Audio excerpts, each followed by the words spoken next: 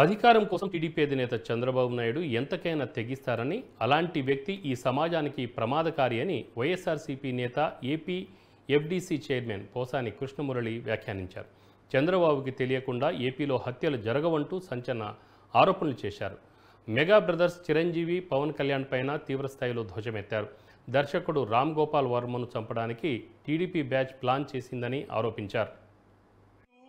మనకి ఒళ్ళు కొవ్వెక్కితే అర్థమైందిగా, ఒళ్ళు కొవ్వెక్కితే ఇట్లా అంటాం.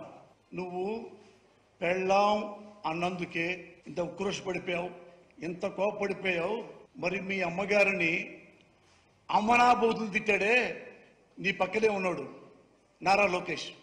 ఏమన్నావు, ఏం చేశావు? మరి అంత నారా లోకేష్ని మరి ఎందుకు ఏం మాట్లాడలేదు? మిమ్మల్ని అన్నాడుగా చాలా.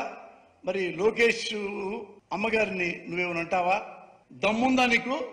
వాళ్ళ అమ్మగారి ముఖం చూసే దమ్ముందా నీకు? పెళ్ళాళ్ళకి వెళ్ళాలి జరుగుతున్నాయి, అది మా పర్సనల్ మ్యాటరు. పర్సనల్గా మా మ్యాటర్ మాట్లాడితే ఊరుకోమన్నారు.